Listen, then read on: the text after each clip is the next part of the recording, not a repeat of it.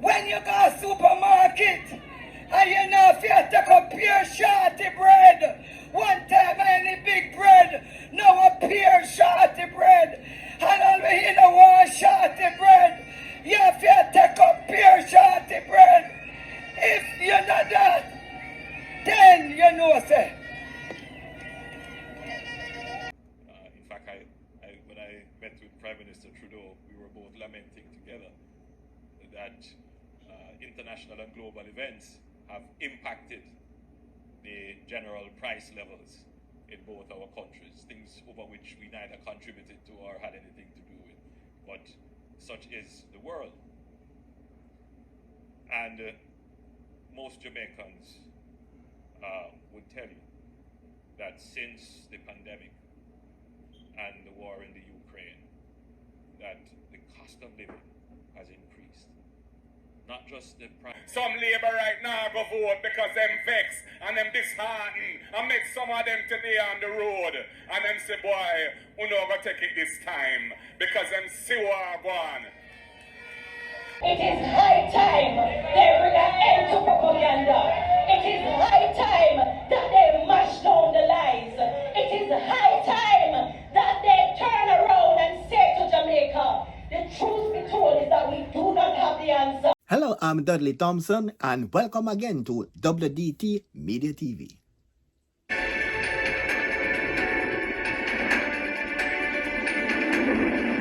Welcome back to WDT Media TV. I'm Dudley Thompson. The PNP's Dr. Dayton Campbell is accusing the government of giving farm permits to hardware owners and not farmers. This and more from Dr. Dayton Campbell. How can it be that man will run hardware, man will run haberdashery, and then get importation permit for onion when the farmers in St. Elizabeth have onion and them reap and it has spoiled because their member of parliament has given out a permit that caused them not to be able to sell their produce? That Floyd Greenwood tell me say him a good minister of agriculture, and Frank was say him a good deputy, when they have not taken one item out of the importation basket in this country. Between the 8 years that they have been there, the country's importation bill has almost doubled. All this government cares about is to give importation permits to them friend, and they are killing the local farmers of this country.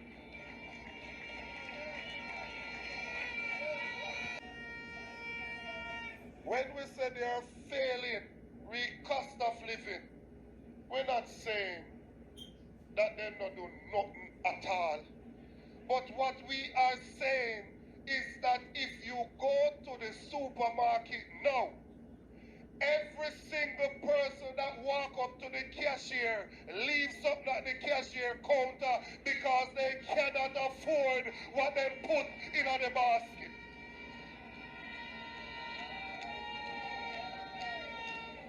How can it be that Southeast St. Elizabeth as the junior minister of agriculture, Southwest St. Elizabeth as the full minister of agriculture, St. Elizabeth produces a quarter of the food in Jamaica. There's a hurricane that affects St. Elizabeth, and with the junior minister and the minister of agriculture, we have farmers within the parish of St. Elizabeth who can't get seeds, who can't get fertilizer, who can't get access to farm road, who can't get access to land, who have no storage, where there's no irrigation, there is no money to help them farm. It is a disgrace.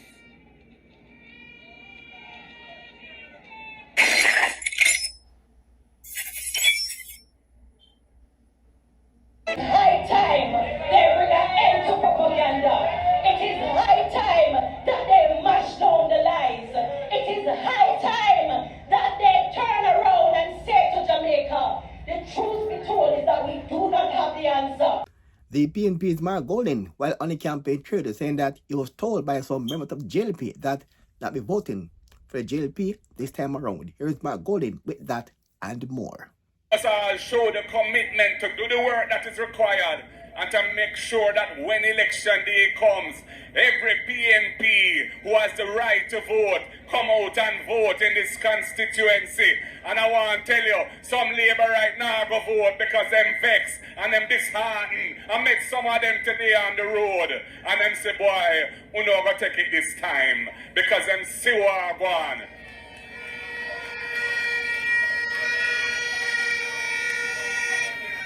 And Jamaica, comrades, Jamaica needs a new government, a new approach to governance, one in which we don't tolerate hanky-panky, we don't tolerate slackness with the people's money, and where we're honest with the people, and we don't try to trick the people and spin the facts and make the people misunderstand the situation that they are living in and get confused. We must be honest with the people at all times.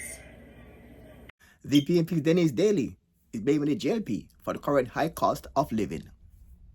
When you go to supermarket and you know if you take a pure shorty bread, one time any big bread, now a pure shorty bread, and all you know one shorty bread, you have to take a pure shorty bread. If you know that, then you know say.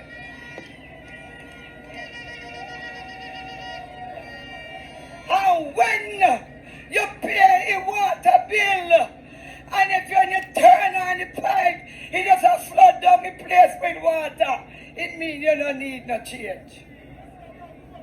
Comrades, I want to say to you, remember when you go into the polls, don't think about what we may get. Think about what you are going to get. And the only person can give you that is the People's National Party. So comrades, show me short and I'm try to go front. And me know there's a shorty bread in there.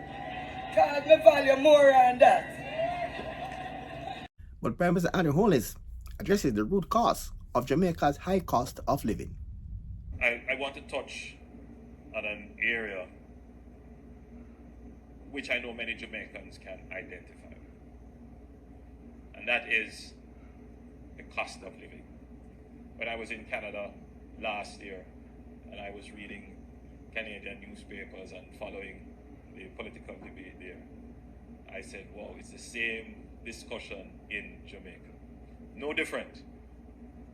In fact, when I met with Prime Minister Trudeau, we were both lamenting together that international and global events have impacted the general price levels in both our countries, things over which we neither contributed to or had anything to do with. But such is the world. And most Jamaicans would tell you that since the pandemic and the war in the Ukraine, that the cost of living has increased. Not just the price of food, which is what has impacted most Jamaican households, but the price of electricity, of energy. And of course, you would know that the pandemic also changed the way in which households use electricity. More people are working from home, and therefore they are consuming more electricity, and therefore they have to pay for more energy consumption, and therefore there is this impact on the cost of living for most Jamaicans. And of course, once the cost of energy is high, there is a ripple effect right throughout. We have very little that we can do in managing the global price of energy. We do have long-term contracts, but some of them are subject to fluctuations. What we try to do as best as we can is to diversify away from fossil fuels. Now, even then, the capital cost of putting in place wind farms and solar farms, still fairly high. But what we're seeing is that those costs are coming down, and the cost per unit of energy for renewables are also coming down. So we are working very, very hard. We have, Minister Vaz, remind me, we have just gone out with 100 megawatts of renewables for under procurement, and we have another 168 in total. 268 in two tranches. So we're doing 268 megawatts of renewables in two tranches. Perfect.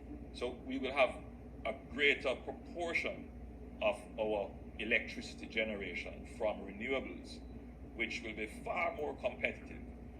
But even then, it is not likely to immediately result in a reduction in your fuel price, because it takes time. It will take about 2 years for all of this to come to fruition, which is why we are taking the steps now, because if we were to go to nuclear, it will take 10 years before you could bring a plant online.